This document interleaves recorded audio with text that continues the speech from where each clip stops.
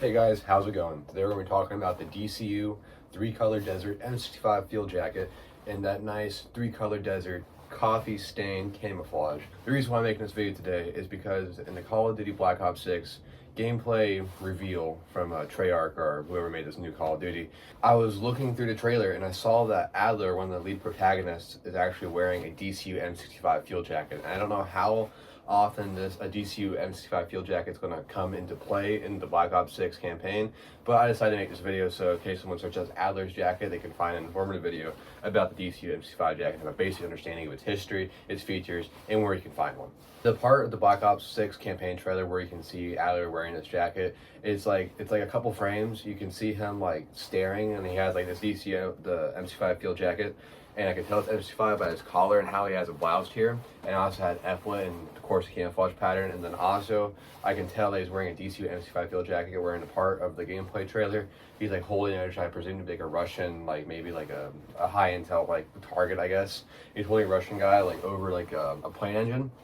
And I can tell it's an M65 field jacket because of the epaulets here. Because the normal DCU, I guess like BDU kind of shirt does not have any epaulets. This is purely an M65 thing. So first off, I'm gonna talk about the material and just get a common thing that people might get mixed up or have a question about right out the way first. So the DCU M65 field jacket is in like the normal M65 material. It's not in a lighter material. It's not in like a ripstop material. No, it's just normal. It's normal sateen cotton outer shell.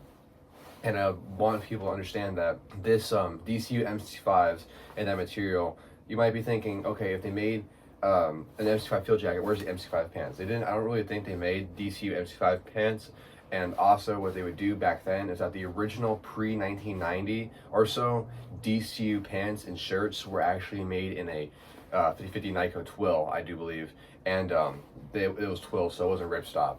So right now I'm wearing ripstop pants, and in the mission Most Wanted, Adler can be seen wearing some DCU pants. I don't know if they were ripstop or twill, can look at it, but that you're gonna be able to tell the material when the campaign gets released anyways, but he's also wearing that, so you can kind of see the uniform coming together here. So the DCU M65 is a derivative of the M65 field jacket. The M65 field jacket was, of course, developed in 1965, but the history goes way back before that. So you had the N1941 and N1943 jackets from World War II, which were kind of brought out this outline of this kind of field jacket kind of look. You have the 4 pockets here with that kind of triangle here, kind of triangle piece of fabric. You have 2 pockets here and 2 pockets here. And those are the only pockets in the jacket. And then later, it was inspired also by the M1951 field jacket from the Korean War era. And then around 1965, they came out with the M65 field jacket, and that's where we have today. So the basic M65 jacket overview is you have, again, a slightly water-resistant, or more so weather-resistant cotton sateen shell. And this is slightly water-resistant. It's not going to stop during a heavy downpour, but this will definitely keep you way, way, way more dry than like a normal BDU top. The pockets, you have 4 of them. So you have 4 of these pockets here on the torso, and they have a pleat on the sides for expansion. They only have 1 pleat on the outside, and the bottom pockets don't. These are kind of interior. These are outside, so there's no like interior pocket that these go into behind the jacket. These are exterior, so that means that like the pocket is outside of the jacket. It's not like inside compared to these, where it's actually an interior pocket through it. This is an interior pocket. This is an exterior pocket. And these pockets are pretty voluminous, so you can definitely stuff a lot of shit in here, like a canteen of water, a couple monsters, stuff like that. And these are more so for like wallets and like stuff that's like smaller, like your phone or whatever. And these will definitely keep your phone protected during like harsh weather. So these pockets are closed by this metal snap here. Each of them are closed by 1 metal snap, and just do a snap. You lift it up. You find the area. You have a female side and you have a male side. You put the female side on top of the male side and press down, and once it closes, it will be like a nice reassuring snap. You have epaulets here, which can be used for displaying rank, but also some old bushcraft people like to say this is from a time where haversacks were a thing. So you can put your backpack straps through here, your rifle sling even, and have it so it doesn't fall off your shoulder, I guess. On this specific M65 field jacket, it has the U.S. Army name tape. They don't all have that, and it also has the American flag patch. Sometimes you also see a unit identification marker on the left upper sleeve, and you have your flag always facing forward like that. You have a button and zipper closing system here. This is a YKK, I believe, Vislon question mark. Yeah, nice YKK Vislon zipper. Older M65s in the woodland camouflage also came with brass zippers, and the old OD ones all came with brass zippers, I do believe. And this is a pretty nice smooth zipper. On the inside, we have these, we have buttons to kind of close the storm flap. And on the inside, you have these toggles here where you can adjust the jacket around your waist and make it look better. And you have also like a nice, same kind of material as the outside M65, but like another layer of this, like a little liner. So it keeps your skin off the outside shell so it doesn't wick away your heat. And also throughout the jacket, there will be these buttons across the way. And these buttons are for installing an M65 field jacket liner or a smoker's jacket. And these just go into the jacket like normal. There's also some in the sleeve as well. To zip it up, it's just a normal zipper. You zip it up, and if you're wondering how to like make the M65 jacket look good, you can of course go up all the way up here and button it like that and have it looking like this. But what most people like to do, and what most people did back in the day, is they would do kind of like a BDU collar, kind of like the ACU, how it had a Mandarin collar, but no one really used the Mandarin collar, so they made it look like the BDU, which is just a better way to look at it. So you zip down to about the second from the top button here, and you button that, and then you put your collar, put it out to your shoulders like this, and that's how you make it look good. So second button, we have one button up here, right? And then we have the second button here. So you zip to that button, you button that, and then leave this top button unbuttoned, and that's how you get the collar out like that.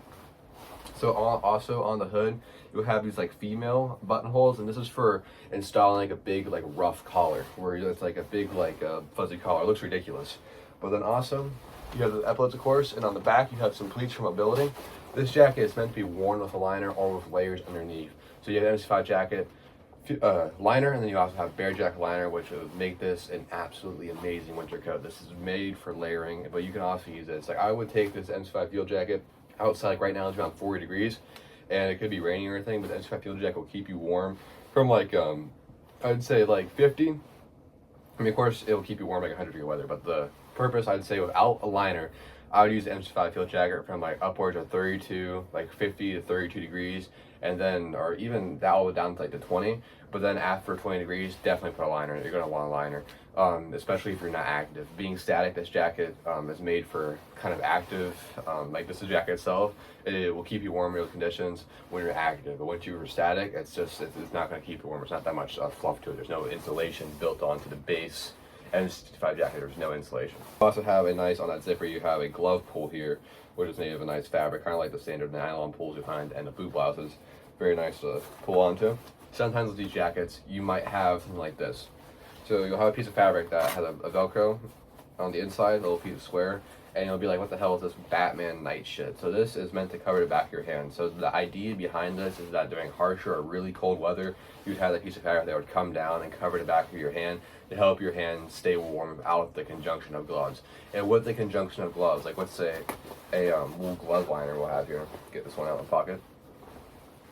Some people say that it was meant for like a wool glove liner like this. So you put a wool glove liner on, you take this and you stick it to the back of the wool glove liner. But the thing is, this is not like a male side of Velcro. This is a female side of Velcro, so it's not sticking. There is no sticking. So, but that's what it looks like with a glove liner. But you might see that, and that is usually found on about I would say pre-1990 or 1995 M65 field jackets. That little piece of fabric is kind of like a little bit more of an old school thing. You also have a Velcro wrist blouse here, and you can get it down all the way to your wrist. One thing is that the M65 field jacket wrist blouse does not go all the way down to like your fucking bone. It only really goes down to, it's not going to be super tight. So having this, that's as tight as it's going to go. You can't make it all the way tight and have all the wind going out. No, it's meant so that you can like, even like have like a big like trigger finger mitten shell. You can probably set that shit in there. So just know that, don't freak out. Same on the other side. But I want to talk a little bit about this jacket's history, this specific jacket's history. So, of course, we have the U.S. Army name tape. There is no, branch tape. There's no name tape here. But there is, I believe, kind of signs that there was a name tape at some point. There's you'll find them on M65 field jackets and military circles in general. The way to tell there's a patch there is there's going to be an outline, at least, maybe even a subtle outline of stitches in where that person's name tape was. So name tape will usually be on the top of the right breast pocket, and the branch tape will be on top of the left breast pocket. And like I said, flag on the right shoulder facing forward, and unit identification on the left shoulder, right on your delt. And these jackets are also oversized, so don't expect them to look like crazy good on you. They're gonna look like this. That's just how they are. But you can use those strings and get it down like that. And also to keep the wind out, there are these little strings at the bottom here that you can find. And the one on the right is going to be like right where the fabric ends, and the one on the left is going to be kind of like set back a little. That's normal. It's how it's supposed to be, so don't be crazy about it. And you could use that to keep the wind out. We'll put this on the review table and talk about it in a little bit closer detail so you guys can see it. So on the interior of this jacket here, this is how you're going to be able to identify your M65 field jacket and when it was made. So here we have cocoa leather field class 4 desert camouflages inside large regular. So it's height from 67 to 71 inches. I'll put some like translations up to the top. And then you have chest 41 to 45. So like if you're like a medium and you're like a normal medium size, you can get the medium jacket and actually fit into it just fine. But I like doing a large regular just because fuck it, I guess. But you're going to want to wear some layers, so that's like the large regular for that read me fit for layers. But this is even the medium you can layer with. So if you see a medium M65 field jacket, just go get it. You're gonna be okay, I promise you. Even if you're a large, if you're like a smaller large, you can definitely fit into medium for sure. And just a quick like regards to the market here on M65 field jackets, you can usually find these from anywhere from like $20 to $100. I'd say a good price for the DCU M65 field jacket with like name tape and stuff is I would say probably around sub $50 or sub $60. And one thing that I want to point out here is that you see on this you have this little piece of plastic here, and this is usually where they would put like an PX tag. This wasn't removed for some reason, but they put PX tag so you have like an NSN number and stuff, so that when you went to the PX in the Army, Air Force, or whatever, you could actually buy one and it'll have a little tag so you can scan the cash register. And also one feature I want to mention is that on the back of the hood, or the back of the collar, there's an integrated hood.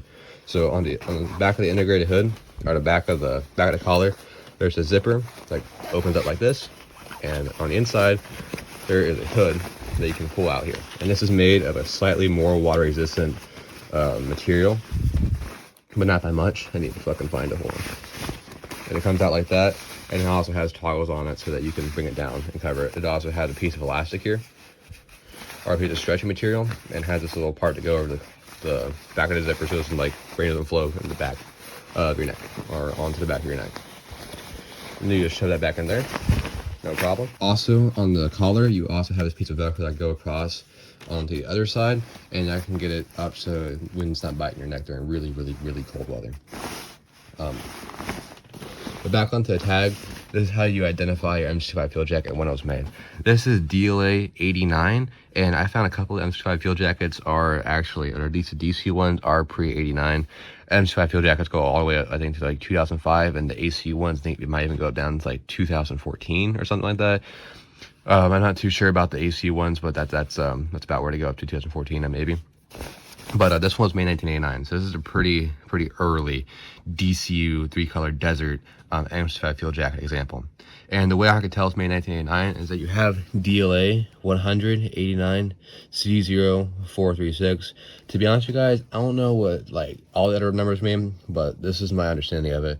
Is DLA 189 means that it was made to the contract of 1989. So that means like the fiscal year of that contract when that contract was active. So this was made from like in 1989, maybe even 1988 through even like 1991 or so. But I'm pretty sure the most cut and away dry is that it was made to a 1989 contract. So it's probably made in 1989 or 80 or 90.